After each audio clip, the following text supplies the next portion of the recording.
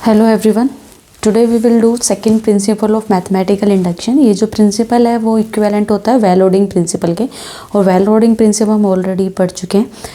और आज की क्लास में हम पहले ये देखेंगे कि second principle of mathematical induction क्या होता है। उसके बाद हम इसका यूज़ करके एक बहुत ही इंपॉर्टेंट थ्योरम प्रूफ करेंगे जो कि है fundamental theorem of arithmetic. In fact इस थ्योरम को हम यूनिक प्राइम फैक्टराइजेशन थ्योरम भी कहते हैं। तो चलिए पहले ये देखते हैं कि second principle of mathematical induction होता क्या है। लेट पी एन एक स्टेटमेंट लेते हैं which is about a positive integer N. Statement given होगी हमें जो कि एन नेचुरल नंबर्स की फॉर्म में होगी। एन कोई भी एक नेचुरल नंबर हो सकता है। और सपोज हमें कभी ये दिखाना हो कि स्टेटमेंट है पी एन और हमें ये प्रूव करना है कि हर नेचुरल नंबर के लिए प्रूव करके दिखाओ ये ट्रू है या नहीं है।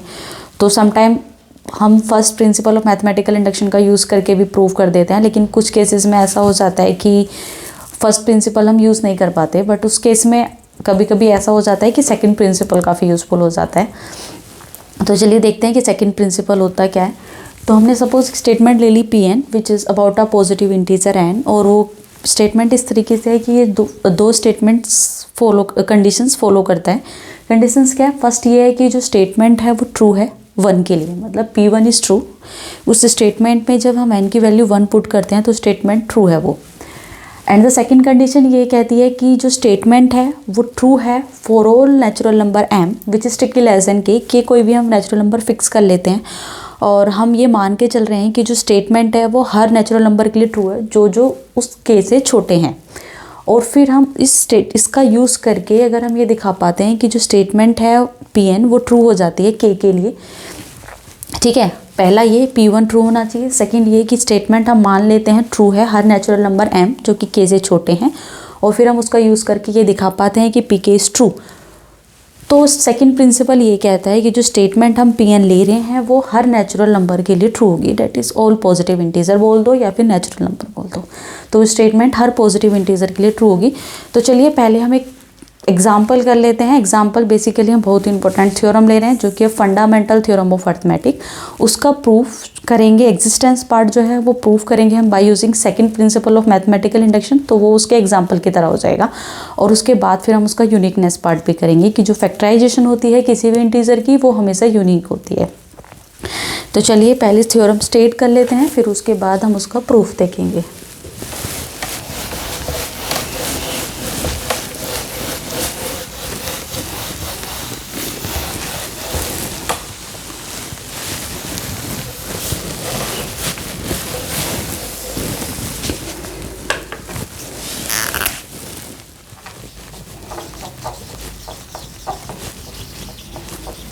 Fundamental theorem of arithmetic.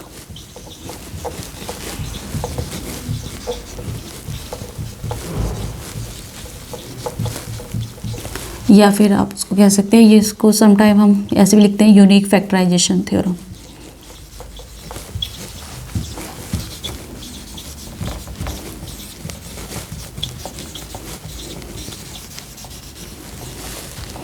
चलिए पहले स्टेटमेंट देखते हैं क्या होती है।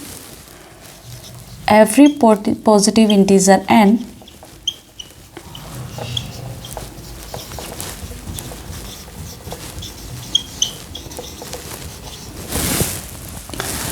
greater than 1 is a prime, या तो वो प्राइम होगा और प्रोडक्ट ऑफ प्राइम्स, या फिर हम उसके फैक्टराइजेशंस कर सकते हैं और उस फैक्टराइजेशन उसके फैक्टर्स होंगे वो प्राइम्स के फॉर्म में होंगे। इज़ अ प्राइम और प्रोडक्ट ऑफ प्राइम्स, या प्राइम नंबर्स की प्रोडक्ट के फॉर्म में हम उसकी फैक्टराइजेशन कर सकते हैं।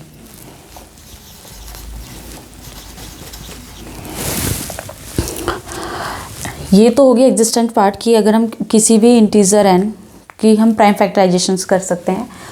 और सेकेंड पार्ट सेकेंड हम ये कहते हैं दिस फैक्टर, ये जो हम प्रोडक्ट की बात कर रहे हैं, this product is unique.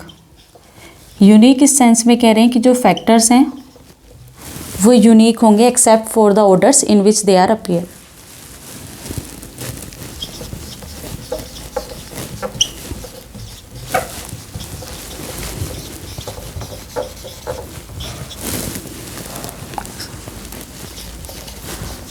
Prime factors. मतलब कि हम क्या कह रहे हैं, पहले हम देख लेते हैं। सपोज जैसे हम n की वैल्यू 4 ले लेते हैं, तो 4 एक प्राइम नंबर नहीं है, लेकिन हम उसको प्रोडक्ट ऑफ प्राइम्स लिख लेते हैं। 4 को हम क्या लिख सकते हैं, 2 × 2। 2 जो है प्राइम नंबर है, तो स्टेटमेंट ये कहती है। फॉर एग्जाम्पल अगर हम 6 ले लेते हैं, तो 6 भी एक प्राइम नंबर नहीं है, बट हम उसको प्रोडक्ट ऑफ प्राइम्स लिख सकते हैं 2 × 3। अब सेकेंड पार्ट ये थ्योरम का ये कह रहा है कि जो प्रोडक्ट है वो यूनिक होगा accept for the orders of prime factors. अगर हम 6 की फैक्टराइजेशन कर रहे हैं तो सिर्फ यही हो सकती है, इसके अलावा कोई और नहीं हो सकती। मतलब हम इसको ऐसे भी लिख सकते हैं कि 3 को पहले लिख लें, 2 को बाद में लिख लें, बट वो सेम ही चीज़ है। अब बस हम प्राइम फैक्टर्स को आगे पीछे लिख रहे हैं, उसके प्राइम्स जो आ रहे हैं उसको हम आगे पीछे लिख रहे हैं, बट वो फैक्टराइजेशन जो है वो सेम है। तो सबसे पहले हम इस थ्योरम का प्रूफ कैसे करेंगे, पहले तो हम ये दिखाएंगे कि एग्जिस्टेंस पार्ट, मतलब कि या तो कोई इंटीजर हम ले रहे हैं या तो वो प्राइम होगा या फिर हम उसको प्रोडक्ट ऑफ प्राइम्स लिख सकते हैं। एंड सेकंड पार्ट में हम प्रूफ करेंगे यूनिकनेस पार्ट की, जो फैक्टराइजेशन हमने की है वो यूनिक होगी। और हम एग्जिस्टेंस पार्ट को प्रूफ करेंगे बाय यूजिंग सेकंड प्रिंसिपल, और फिर हम उसके बाद उसका यूनिकनेस पार्ट प्रूफ करेंगे। Proof existence part. तो एग्जिस्टेंस पार्ट हम पहले प्रूफ कर रहे हैं, तो उसके लिए हम ले लेते हैं let n strictly greater than 1 है, मतलब n को जो हम ले रहे हैं वो ग्रेटर देन इक्वल्स टू 2 ले रहे हैं। 1 को हम इंक्लूड नहीं कर रहे क्योंकि 1 की कोई प्राइम फैक्टराइजेशन नहीं हो सकती, क्योंकि प्राइम नंबर्स जो हैं वो हमारे 2 से ही स्टार्ट होते हैं। Let Pn be the statement that n is a prime or product of primes।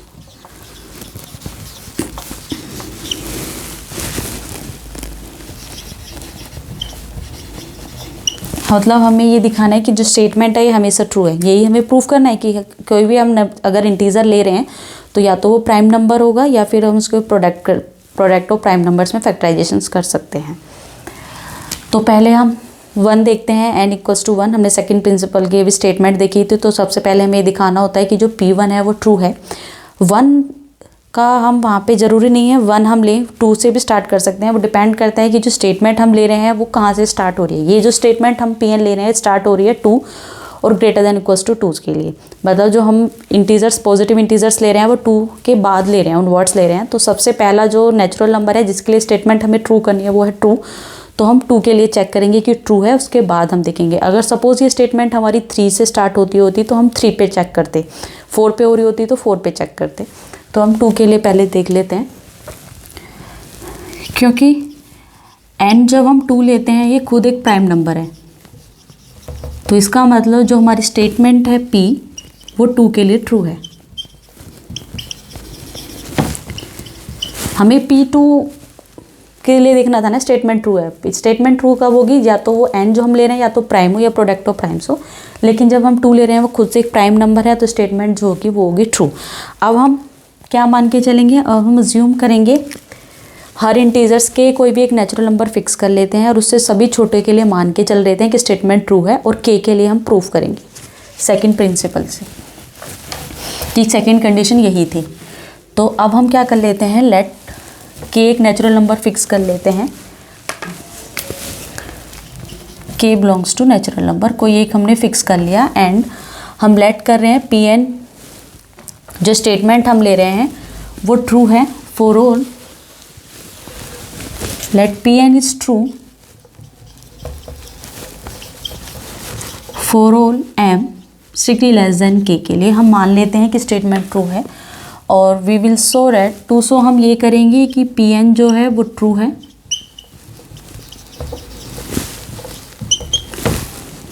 For n equals to k। k के लिए हम ये ट्रू करके दिखाएंगे, मतलब हम सेकंड प्रिंसिपल की सेकंड कंडीशन को ट्रू करेंगे। Pn को हम ट्रू करेंगे for n equals to k के लिए। नाउ देखते हैं, now if k is prime, अगर k प्राइम हो जाता है तो ऑटोमेटिकली pk ट्रू हो जाएगी।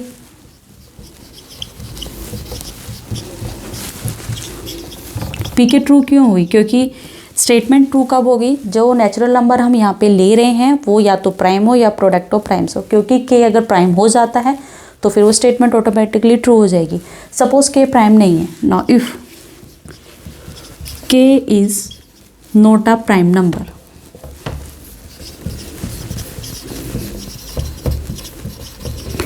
प्राइम नंबर नहीं है, इसका मतलब क्या हुआ? प्राइम नंबर नहीं है तो वो कंपोजिट नंबर है। कंपोजिट नंबर है मीन्स उसके हम फैक्टर्स कर सकते हैं।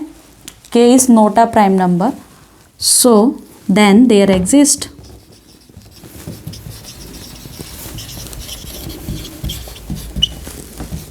two integers a and b such that a और b जो है वो स्ट्रिक्टली लेस देन k है। दोनों ही नंबर k से छोटे हैं एंड हम k को क्या लिख सकते हैं? a और b का प्रोडक्ट। देखो कोई अगर प्राइम नंबर नहीं है तो प्राइम नंबर नहीं है मतलब कंपोजिट नंबर है। कंपोजिट नंबर कैसे पता चलता है कोई प्राइम नंबर नहीं है? उसके हम फैक्टर करके देखते हैं। अगर उसके फैक्टर्स हो जाएं, उसको दो पार्ट्स में ब्रेक करें, मतलब ए और बी में हम उसे ब्रेक कर पा रहे हैं इस तरीके से कि ए और बी के से स्ट्रिक्टली छोटे हैं और वो 1 से बड़े हैं। अगर दोनों में से एक भी 1 हो गया तो वो फैक्टर तो वो प्राइम होने के चांसेस है। लेकिन अगर हमें उसके दो ऐसे फैक्टर्स मिल गए कि दोनों ही में या तो 1 नहीं है और के से भी छोटे हैं, लेकिन दोनों को अगर हम मल्टीप्लाई करें के मिल जाए तो इसका मतलब कि वो कंपोजिट नंबर है। अब हमें ये पता है कि जो ए है वो के से छोटा है, बी है वो भी के से छोटा है, और हम मान के ये चल रहे थे कि जो स्टेटमेंट है वो ट्रू है हर नेचुरल नंबर के लिए जो कि के से छोटे हैं। ए भी के से छोटा है, बी भी के से छोटा है, इसका मतलब पी ए भी ट्रू होगी और पी बी भी ट्रू होगी। तो हम ये चीज़ यहाँ पे लिख लेते हैं क्योंकि a and b strictly less than k हैं, इसलिए p a and p b is true. True मतलब डेट इज़ हम ए को क्या लिख सकते हैं? ए को हम प्राइम फैक्टर्स के फॉर्म में लिख सकते हैं P1 P2 and so on PR, and b को भी हम कुछ इस तरीके से ही लिख सकते हैं Q1 Q2 and so on QS, where P1 P2 and so on PR, Q1 and so on QS are prime numbers.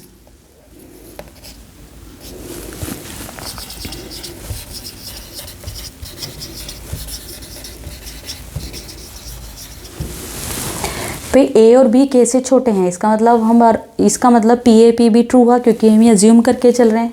True है मतलब या तो वो प्राइम नंबर होंगे या प्रोडक्ट ऑफ प्राइम्स होंगे, तो हम उसको इस तरीके से लिख सकते हैं। या तो ए अगर प्राइम हुआ तो ए की प्राइम आएगा ना, आर मतलब उस केस में 1 हो जाएगा। अगर प्राइम नहीं है तो प्रोडक्ट ऑफ प्राइम्स तो लिख ही सकते हैं, ये हमारी अजम्पशन है। और क्योंकि के को हम क्या लिख रहे थे? ए और बी है तो ए के फैक्टर्स ले लो P1 P2 and so on PR, b की वैल्यू पुट कर लो Q1 and so on QS। तो के को हमने क्या लिख दिया? Product of primes. P1 P2 PR Q1 Q2 QS ये सारे क्या हैं? प्राइम नंबर्स हैं, और उनको अगर हम प्रोडक्ट कर रहे हैं तो हमें के मिल रहा है। हमें यही दिखाना था, पीके को ट्रू करना था। पीके का ट्रू करने का मतलब या तो वो प्राइम हो जाए या प्रोडक्ट ऑफ प्राइम्स हो, तो हमने वो दिखा दिया कि वो प्रोडक्ट ऑफ प्राइम्स है। This implies that p k is true. तो सेकंड प्रिंसिपल की दोनों कंडीशन सेटिस्फाई होगी। एन की वैल्यू 2 के लिए भी ट्रू है, और अगर हम के या के से छवि छोटे नेचुरल नंबर्स के लिए ज्यूम कर ले कि स्टेटमेंट ट्रू है, और हमने ये दिखा दिया कि के लिए ट्रू है, तो दोनों ही कंडीशन सेटिस्फाई होगी। दोनों कंडीशन सेटिस्फाई हुई तो सेकंड प्रिंसिपल ये कहता है, hence by second principle of mathematical induction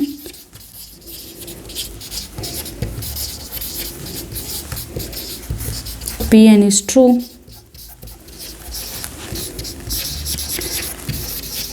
for all n greater than equals to 2। Her natural number के लिए वो स्टेटमेंट जो है ट्रू हो जाएगी। मतलब कि ये हर नेचुरल इंटीजर जो कि 1 से बड़ा है या तो वो प्राइम होगा या उसे हम प्रोडक्ट ऑफ प्राइम्स लिख दे सकते हैं। अब आप प्रूव करेंगे उसका uniqueness part.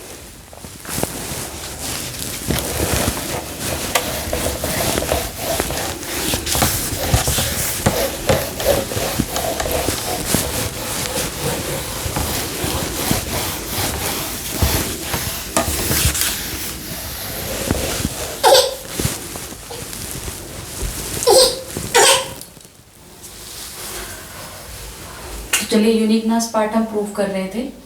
Late us suppose that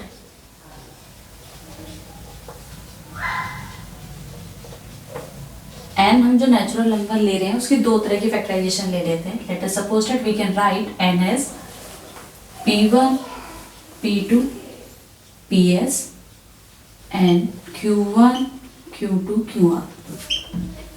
मतलब हम n की ऐसे भी फैक्टराइजेशन कर सकते हैं, ऐसे भी फैक्टराइजेशन कर सकते हैं, where p1 p2 and so on ps, q1 q2 and so on qr are prime numbers. Uniqueness मतलब हमें क्या प्रूव करना है, हमें प्रूव ये करना है कि जो हम इसकी दो तरह की फैक्टराइजेशन ले रहे हैं तो दो तरह की नहीं है, एक ही तरह की. मतलब ये जो प्राइम्स नंबर है पी आईज और क्यूजेस ये सेम है बेसिकली, बस इनका ऑर्डर डिफरेंट हो सकता है. P1 यहाँ पे प्राइम नंबर है तो वो किसी ना किसी Q J के इक्वल होगा यहाँ पे, ये हम प्रूव करेंगे. तो how will you prove that? हम इसको प्रूव करेंगे बाय यूजिंग यूक्लिड्स लेमा, जो कि हम ऑलरेडी स्टडीड कर चुके हैं. सो नाउ क्योंकि हमें पता है जो P1 है एक प्राइम नंबर है, वो डिवाइड करेगा P1 P2 and so on PS को. भाई P1 इसमें एक प्राइम नंबर है तो इस फैक्टराइजेशन में P1 है तो P1 ऑलरेडी इसको डिवाइड करेगा, बट ये इसके इक्वल है. So this implies that P1 will divide Q1, Q2 and so on QR. जब P1 इसको डिवाइड करता है इसका मतलब P1 इसमें किसी ना किसी एक प्राइम नंबर को जरूर डिवाइड करेगा. तो that will P1 will divide Q.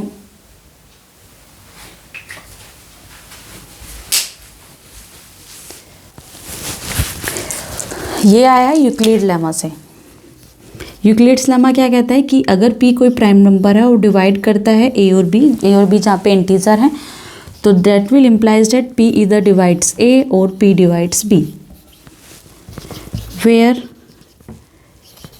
a and b are integers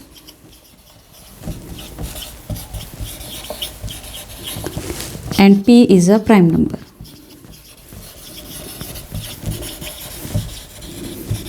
ये होता है यूक्लिड्स लेमा. इसकी वजह से हम यहाँ पे लिख रहे हैं, तो मैं यहाँ पे ये स्टेटमेंट हटा के डायरेक्ट में लिख रही हूँ Euclid's lemma bye using Euclid's lemma.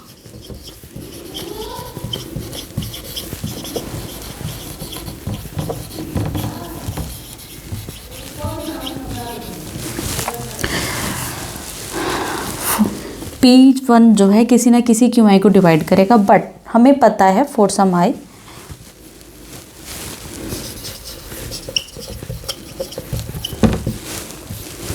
But P1 और QI दोनों ही क्या है, प्राइम नंबर्स हैं.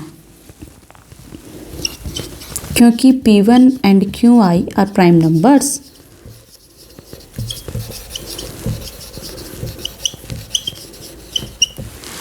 अब एक चीज़ और, यहाँ पे P1 जो है QI को डिवाइड कर रहा है, किसी भी I को कर सकता है. तो हम क्या करेंगे, QIs की रीनंबरिंग कर देंगे वापस से. इस तरीके से करेंगे जो P1 है वो Q1 को ही डिवाइड करे. तो वो हम पहले यहाँ लिख लेते हैं, for some I by using Euclid's lemma by रीनंबरिंग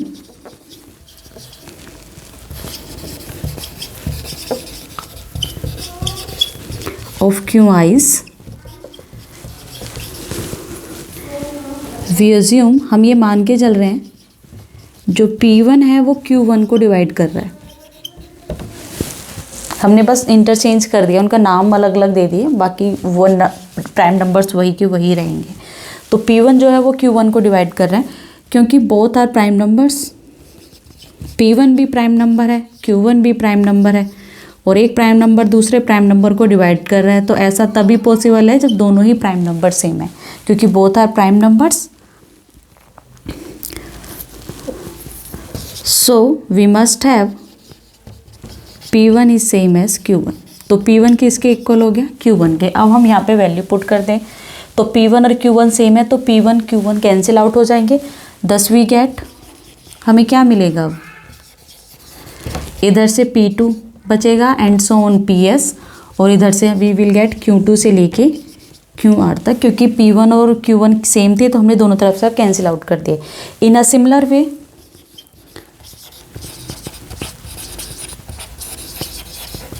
अब की बार हम क्या करेंगे, जैसे हमने P1 लिया था, अब हमें पता है P2 किसको डिवाइड करता है, P2 इसको डिवाइड करता है, बट ये इसके इक्वल है, तो that means we will get P2 divide Q2 से लेके QR. इस प्रोडक्ट को डिवाइड करेगा। फिर से हम क्या करेंगे, क्यूजे की फिर से रीनंबरिंग करेंगे। अगेन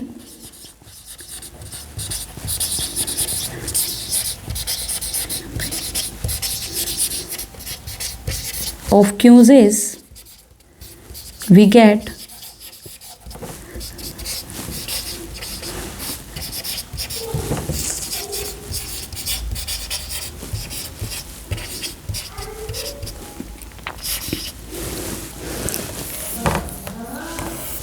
हमें पता था P2 इस प्रोडक्ट को करता है, तो P2 किसी ना एक प्राइम नंबर को ज़रूर करेगा। वो हमने मान लिया कि P2 QJ को डिवाइड करता है।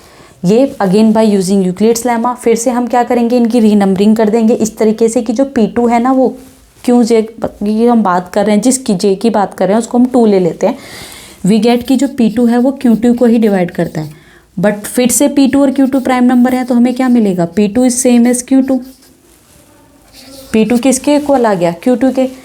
अब हम फिर से P2 और Q2 दोनों तरफ से कैंसिल हो जाएंगे।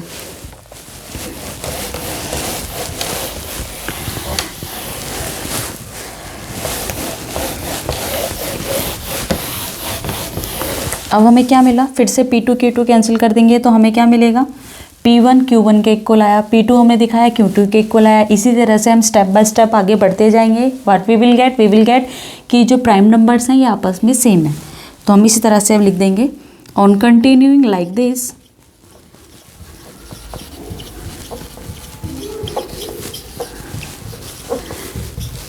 P2 और Q2 तक तो हमने सेम दिखा दिया। अब आगे नहीं है कि हम एक एक को सेम दिखाते रहेंगे, हम continuing like this we get जो रिमेनिंग प्राइम नंबर्स हैं वो भी सेम होंगे।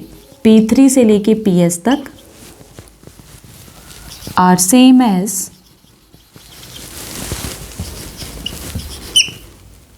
Q1 Q3 Q2 QR in some order।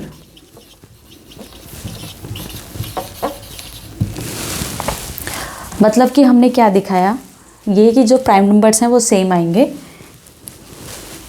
And R is same as S। भाई P3 अब नेक्स्ट स्टेप पे हम दिखाएंगे कि P3 Q3 के इक्वल है। उसके आगे हम जाएंगे, फिर आएगा P4 Q4 के इक्वल है।